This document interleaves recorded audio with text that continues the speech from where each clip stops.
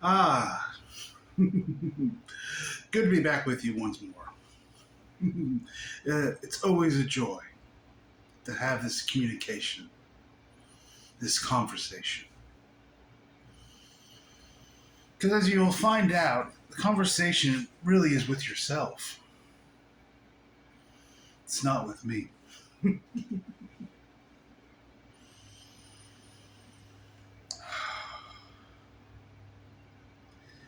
Because I want to talk today about going beyond the mind. What is it like going beyond the mind? What does it feel like? How do you know if you've gone beyond the mind? It's a very difficult thing to know at times. It can be very confusing. So I'll ask you that question right now and let y'all feel into it. How do you know if you've gone beyond the mind? You can take a moment, pause the video, and just see if you feel into it and give an answer. I'll talk about it later.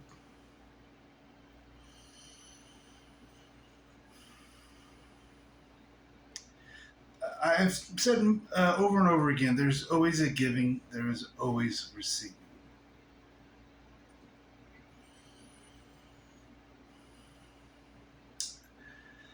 If you ask a question, there's a way of doing this that is mental, because most people that's how they ask questions. It's a mental question.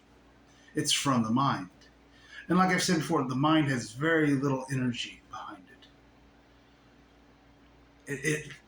It's not very good at creating. It's very limited. People are so afraid of their thoughts, they think they're overpowering, but really, thoughts just have a little bit of energy to them.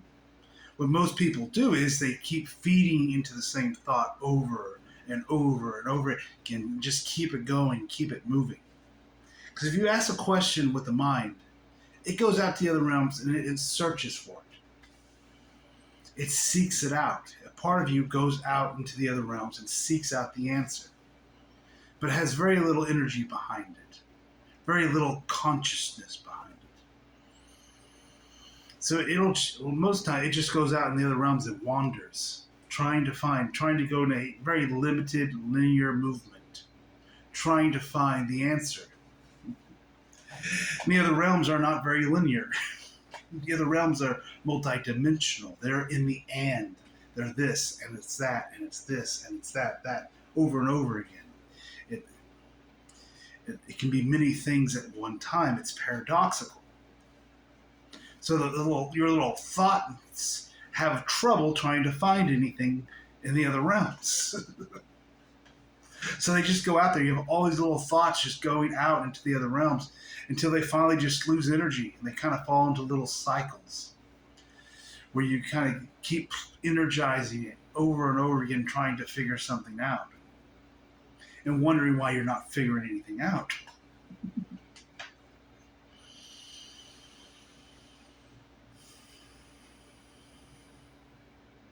Now, if you were to ask the question from the heart and just feel into it and open yourself up and allow, because if there's a giving, there has to be a receiving.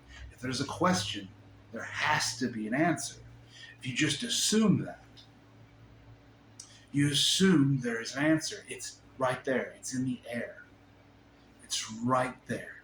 It doesn't have to go out a billion trillion miles into the other realms and come back and bring it to you. It comes to you. That's where you come to the point in your evolution. You realize it comes to you. You don't have to go out and seek anything anymore. You don't have to go out looking, trying to find things, because you realize there is no time and there is no space.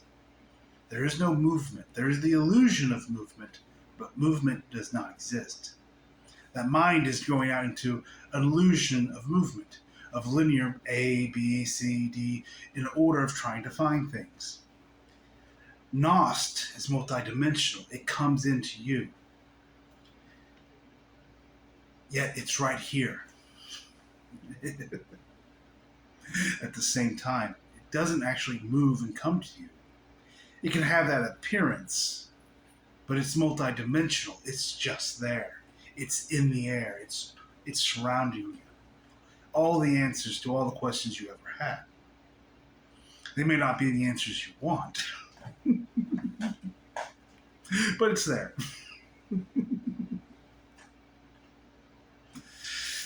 This is a difference between going through things with the mind and going into it with Nost, with the knowingness.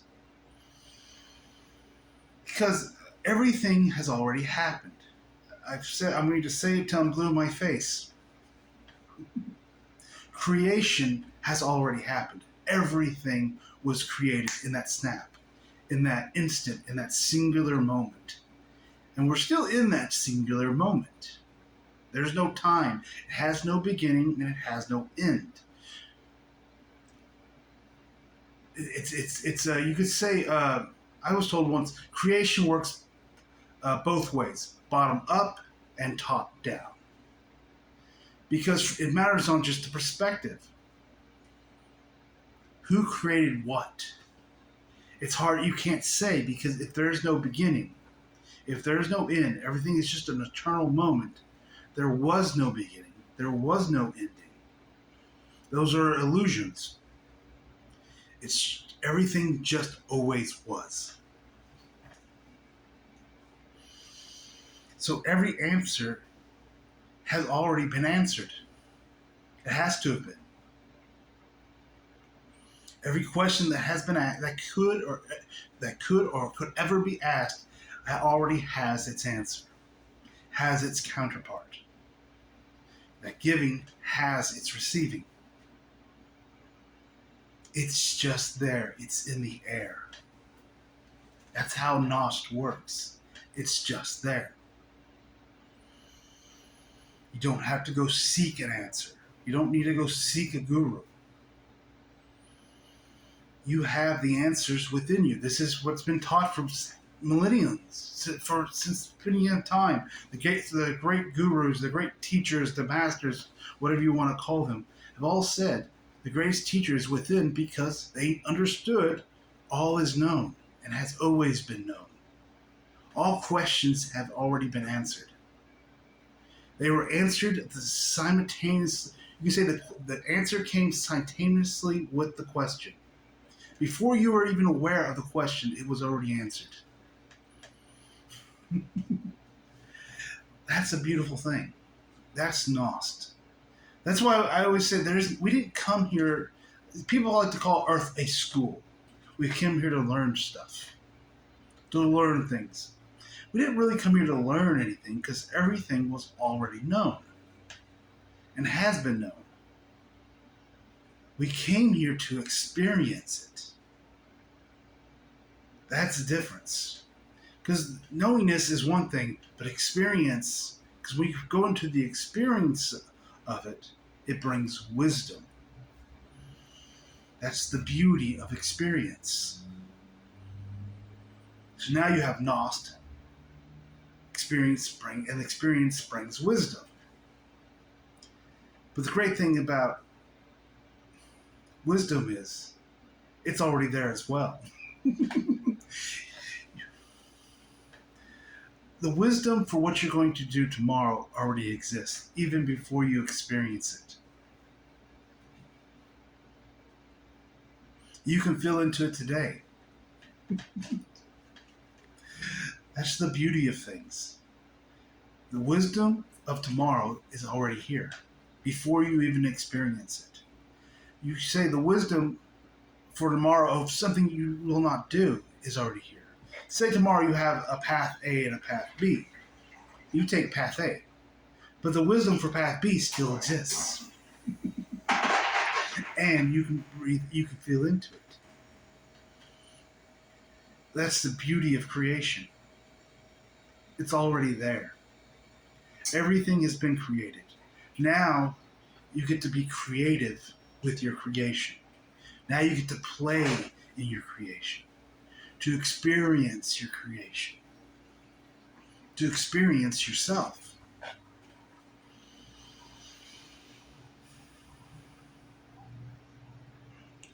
So going beyond the mind is going beyond logical linear thought. Because most people think they are the mind. As I said before, that mind is just a creation. It is energy. It's not. It has very little consciousness into it. That's why thoughts have very little consciousness. You are not the body. You are not the mind. That's an illusion. That's you thinking you are energy, when in fact you are consciousness. Consciousness is creating the body. It is creating the mind. It is giving the illusion that you are in a physical body, but the experience of being in a physical body is quite real. But the illusion that you are the body, that you are the mind, that's all it is, an illusion.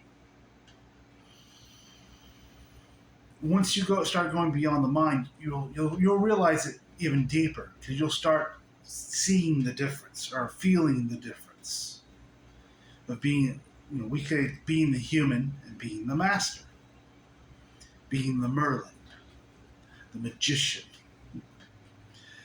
Because I think I've talked about the master and the human. They're kind of counterparts. They're opposites of each other. One is linear, physical, mental. The other is ethereal in a way. It is non-physical. It doesn't have a mind. But you bring them together, you get it's quite a beauty.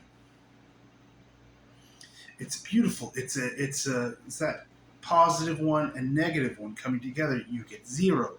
They neutral each other out in a way.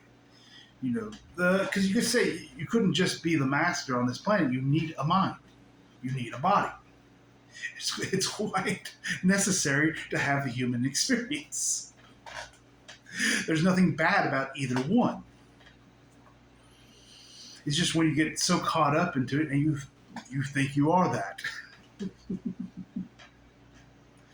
But also, if you were just the master, you were airy-fairy. The master doesn't understand having to eat, having to how to drive a car. These are very human things that the human learns. So it's bringing those two together.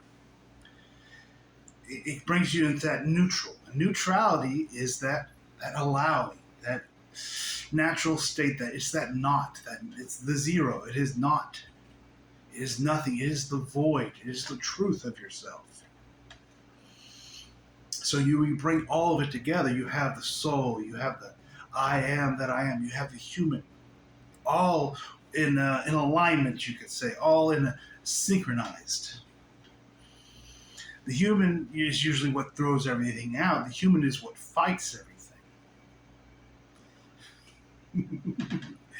It is the one at war with everything. And the master self, the humans, the I am self, they are compassion. They allow the human to do its things. Oh, so I have a new little kitten in it. It's pouncing around. What you doing, Eleanor? You causing a mess over there? I love a beautiful. A kitten is a beautiful distraction. But yeah, so you have the. What was I talking about? I think I was talking about the master and the human and the soul.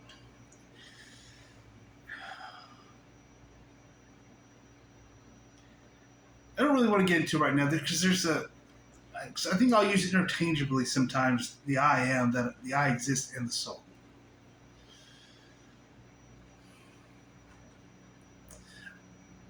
I know that might be confusing for some, but I'm going to leave it at that for the moment. We'll talk about that later in a later video, perhaps. Just I want to see what I want to say about it right now. I'm just going to leave it as it is. Let you feel into it. Okay, so I was getting to going beyond the mind. This is what the video was supposed to be about before I got distracted by a cat and forgot where I was at. Okay, going beyond the mind. It's it can be quite discomforting. There's going to be a lot of internal battles that go on when you do it. You can say the mind is going to fight for its dominance. You've told the mind it's in charge, and its job is to protect you. And the mind's going to fight like hell to keep you in the mind. It will bring up anxieties, fears, doubt, worry, all the fun things that the mind likes to create. Oh, I laugh about it, but there was times I cried. I know it is difficult because you're so used to listening to the mind. You're going to believe what it says at times. You're going to fall for its trickery. Now, I say again, the mind's not bad. It's not evil. The mind is a beautiful thing when it's being used properly.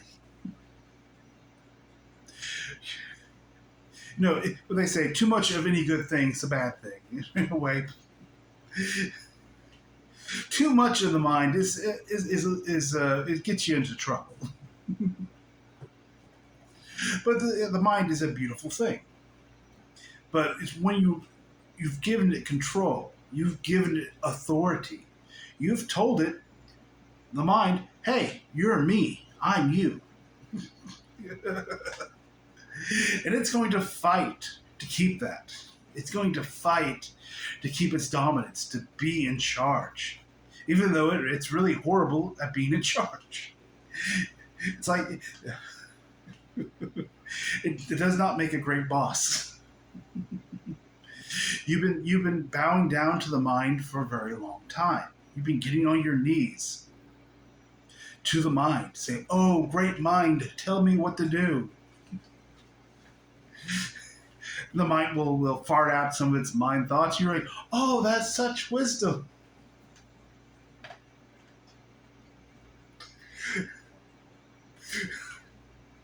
Then you find yourself in trouble and suffering and a lot of pain and like, what the fuck happened? Oh my! And the mind's like, you just didn't do it right. It's a tricky little sucker.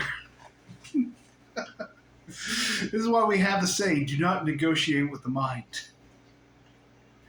It's like a slimy car salesman. He'll tell you anything in the moment that it needs to stay in charge.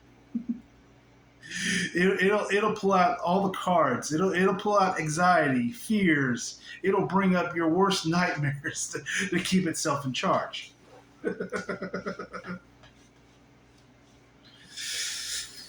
When it does that, it's when you take that deep breath and you just allow. At some point, you'll start observing the mind. You'll start noticing the chatter when it's going on. You'll be able to step back from it and just observe it.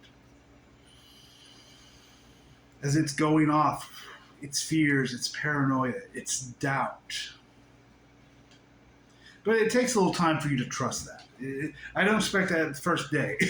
In fact, even for me at times, it's still difficult. The mind can go into full-on crazy mode, where it just spits out every fear, because the mind knows you. It knows you all too well. It's been with you your entire journey. It knows your deepest secrets.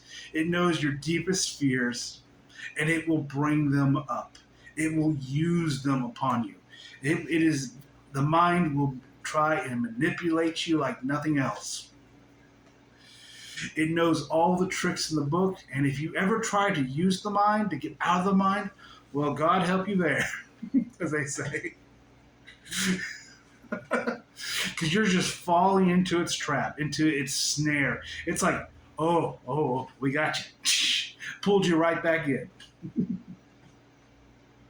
Because as you go outside the mind, as you start coming into the Gnost, into the knowingness, you start feeling into it, you start getting a knowingness. The thing about knowingness is it has no logical, no logic to it. It has nothing to stand on. The mind likes to build things. It's like we'll go from A to B to C to D. This is our linear path of how we'll reach our destination. Gnost doesn't have that. Nos just says, this is where we're going, this is what's going to happen. And it can be contrary to everything you see around you. It can be, it doesn't fit to what you see. Because you don't see how something like that is going to happen. And the mind's going to use that to, oh, doubt, doubt, doubt. Fear, fear, fear. It's going to come and fuck with you. And it's going to do it and try to grab you back into the mind. It's going to say, I'll come back to the safety of the mind where I'll protect you. I'll take you through the linear movements. I'll tell you what to do step by step. Come and be the servant to me. That's what you have to say. No more. I won't serve you. The mind are supposed to serve me. You're energy. And that's really what you just have to say. No more. You have to say no. You take that deep breath, and yes, it's going to come. All of the things of the mind, it's going to come and play with you. It's going to dredge up. It's going to create emotions. And they're going to come in. They're going to fulfill you. You're going to feel it. Because I want to talk about emotions for just a moment. The mind creates emotions, but there are real emotions too. But the mind kind of makes artificial emotions. They're usually not the very nice ones. It's usually fear, doubt, anxiety. These aren't really natural emotions. These are things created by the mind in order to protect the human physical body. I mean, you could say it probably went a little overboard, but it was doing its job. You know, back when we first came to Earth, we needed things of that nature. It wasn't actually as potent when we first came here. It was during the time of Atlantis we kind of ramped things up. We went fully into the mind. We did experiments on ourselves. We got ourselves deeper and deeper into focus, deeper and deeper into this reality, because we wanted to have a fuller experience of it. So we knew having the nos and the knowingness was limiting our experience in a way, and we wanted to come to an understanding of it. So, I said, I still to this day don't think it was a bad thing we did. Now, did we have to do it? Perhaps not. But, we were explorers. We wanted to explore the depth of consciousness. And we thought this was the extreme. And you're probably going to see this again in the future as virtual realities come to be. As people start manipulating the mind once more by putting microchips and other things into their brains, hooking it to the internet and artificial intelligence. They're going to try to improve the mind. They're going to go deeper and deeper into focus, similar to what we did in Atlantis. It's going to happen again. There will be those, because there's still those who, maybe there's those who weren't in Atlantis at the time, and they're wanting to have that experience. That's fine. There's nothing wrong with that. I'm just saying, it's not really for me. I've already done it. I'm not going to do it again. Once was enough. You have to know when to get off the ride.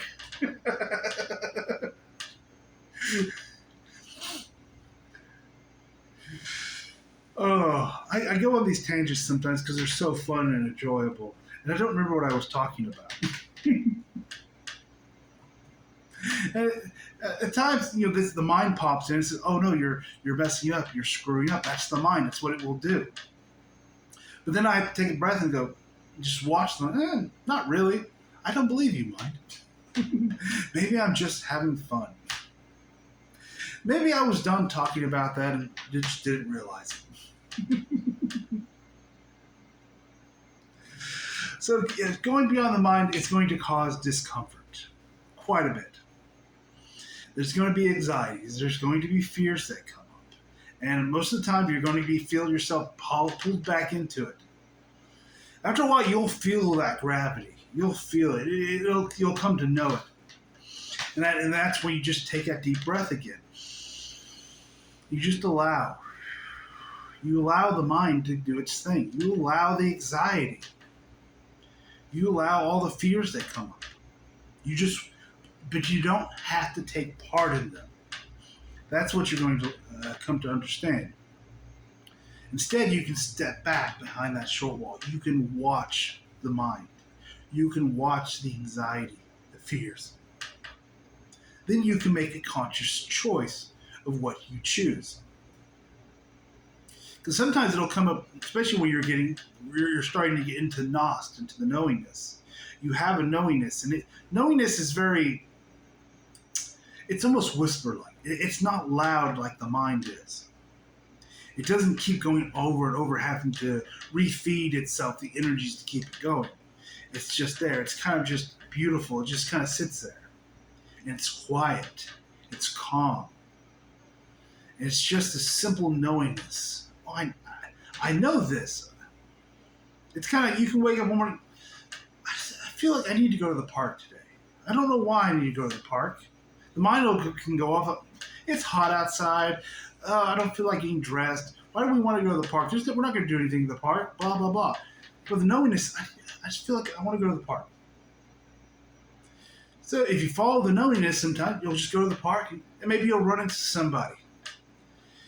Maybe a friend from high school, or it could be anybody. And you start talking to them. You found out they're having a really bad day, and they just needed someone to listen to them, someone to say it's going to be all right. Just take a deep breath. Because that's what knowingness does. It doesn't have a logic. It will just take you places. It's making these videos. These videos are not mental. My mind did not want me to make these videos. It thought it was stupid. It says, oh, you're not very good at talking. You're not very good at speaking. You mess up words. Blah, blah, blah. All the nonsense, all the doubts. But I just had to sit back and go, fuck the mind. You'll look foolish. I'm like, I don't give a shit if I look foolish. No one will believe you. Don't give a shit if anybody believes. Doesn't matter. You don't have to believe me. I love people who will fight against things in a way. That's I love people who rebel. Who say, I'm not going to just believe you because you told me this. I don't want. I prefer people like that. I don't want people to come and kiss my ass. I like people who will fight me a little bit. Because they're individuals. They've grown up enough to know you just can't get your answers from somebody else. They're going to come. That's why I say feel into it. Ask the questions yourself. Feel into it. Allow it to come to you. You don't have to take my word for shit. I'm no fucking messiah. I'll tell you to go fuck yourself if you ever can worship me. I don't want any of that bullshit. Oh. But that's the mind. The mind will come up with every little excuse, every little thing. But you have a Nost, you have a knowingness. Then a lot of times when you follow that knowingness, that's when you feel the passion. That's why when I do these videos, it's orgasmic at times. It is. It's like, that's how I know it is my soul's. It's orgasmic. Because really, that's what passion is. Passion, it comes from the passion. It's desire. It is eros. It is ecstasy. It is love-making with yourself. You can say, in a way, it's kind of like a masturbation. Never know what you're going to talk about when you start making these videos. You can say that bliss, the bliss that people talk about, that's really what it is. It's love making with yourself, with that positive, negative, with that beautiful masculine and feminine within you, making love to yourself, falling in love with yourself over and over again. But it's this internal, this infinite love making.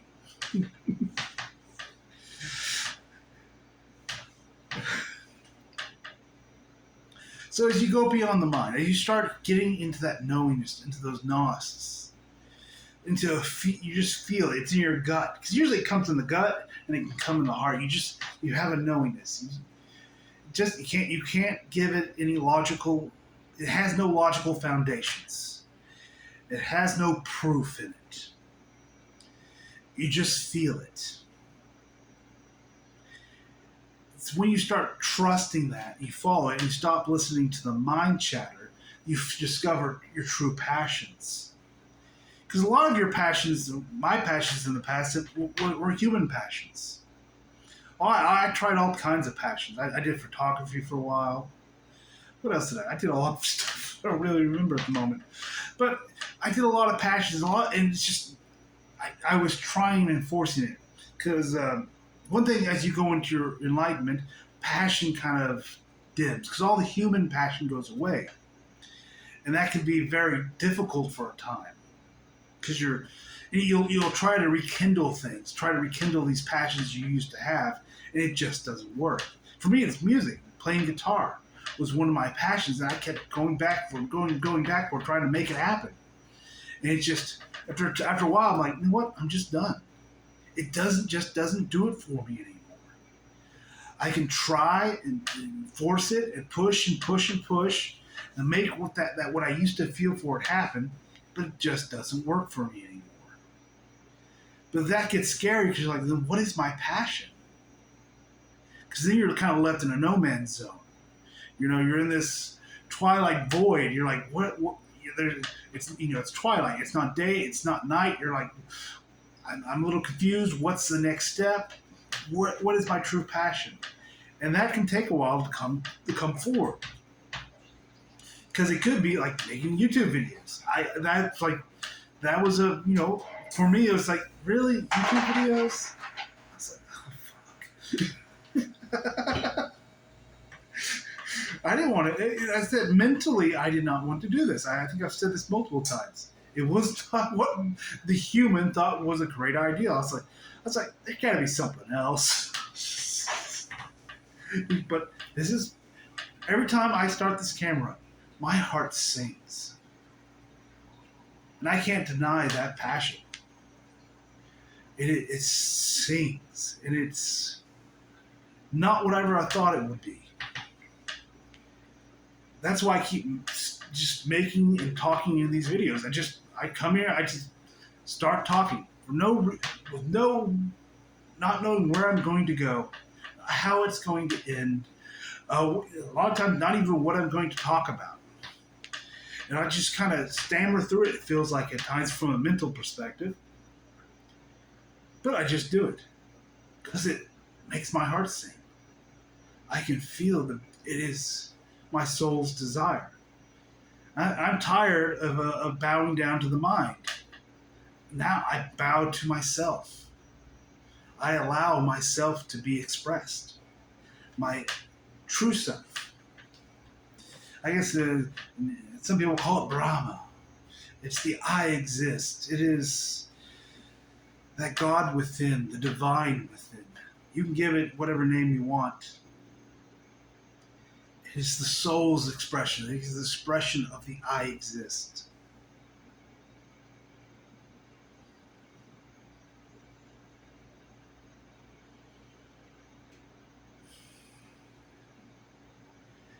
That's where you're heading. That's where I'm heading. I'm walking into it. It took a while for me to walk into it. It's not something you do overnight. Because first you have to go through all the doubts, all the anxieties. It's going to bring up all these energies, and they have to be released.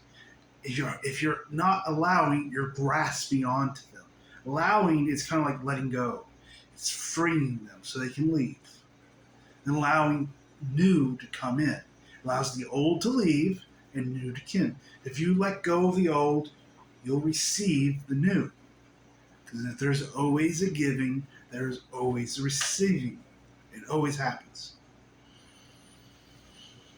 Energetically. It doesn't mean like physically always, but it's energetic. That's where you're going. Take that deep breath. You allow yourself to open up. You allow yourself to just feel into the I exist. I am that I am. I exist. I am that I am just simply means I exist and I'm aware that I exist. I am existence and I am awareness. I am conscious and I am aware. And I am consciousness and awareness itself.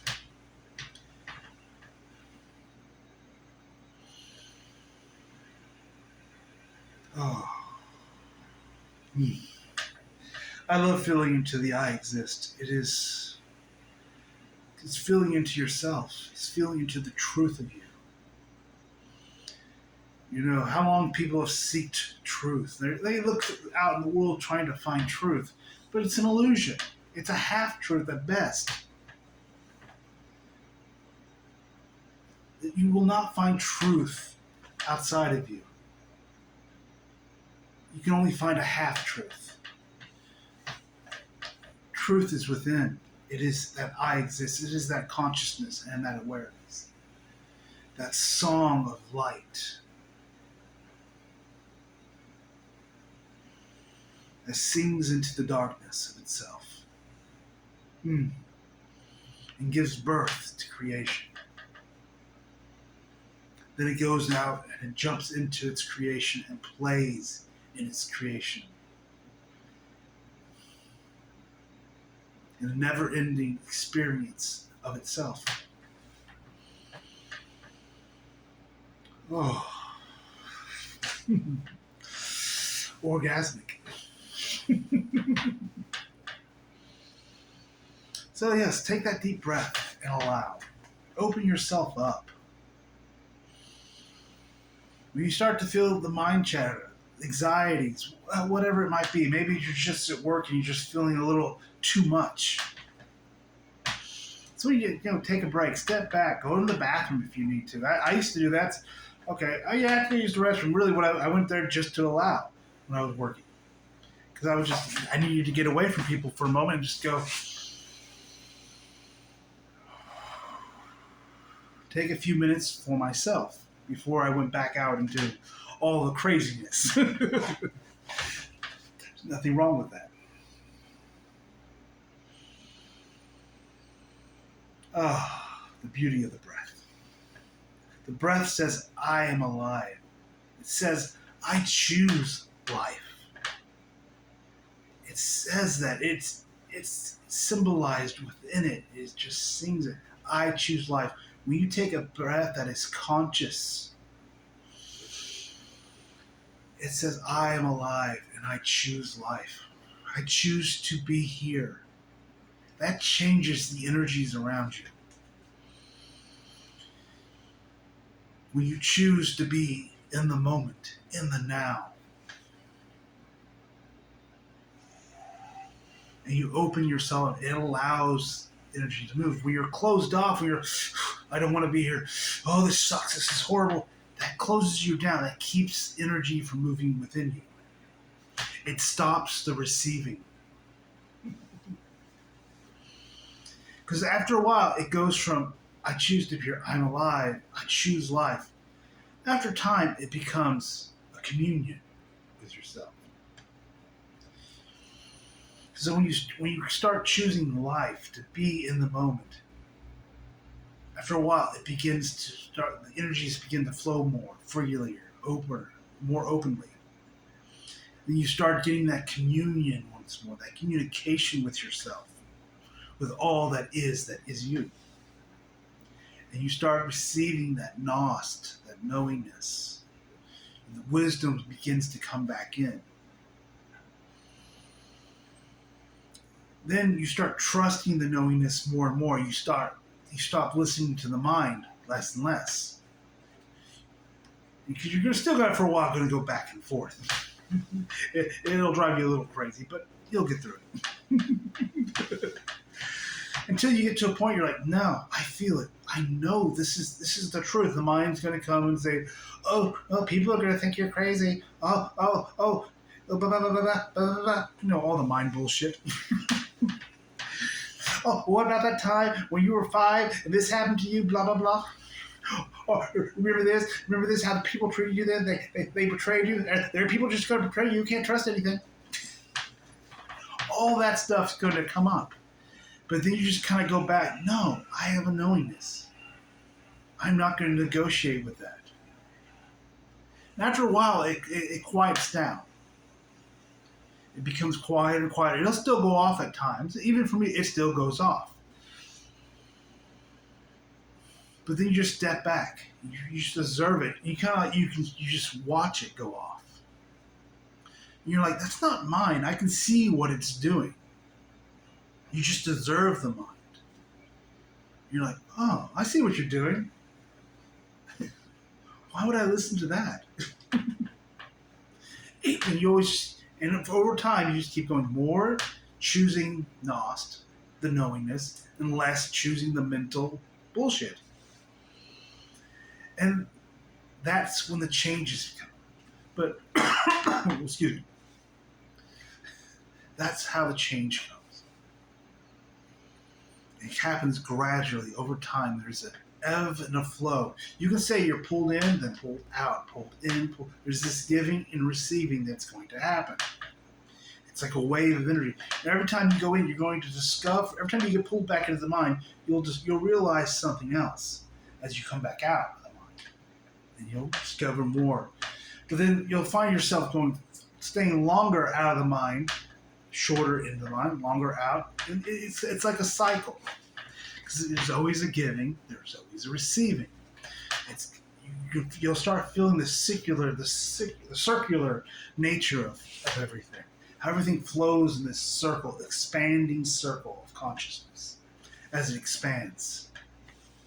It comes back into balance.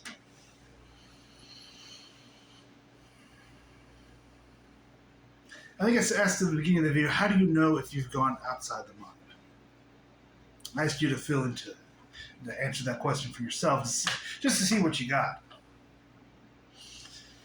It's not a test. I won't give you a bad grade if you didn't get it right. How do you know you've gone outside the mind? It really comes to a point. It's if you try to use the mind to tell if you went outside the mind, you're just going back into the mind. That's the cleverness of the mind. How tricky and slippery it is. If you try to use the mind to figure out if you've gone outside the mind, it pulls you right back in. There's just a Nost, a knowingness. That's how you know you're outside the mind. I just know. And you just trust it. You start to think about it, trying to figure it out, understand it, it takes you right back once more. Oh.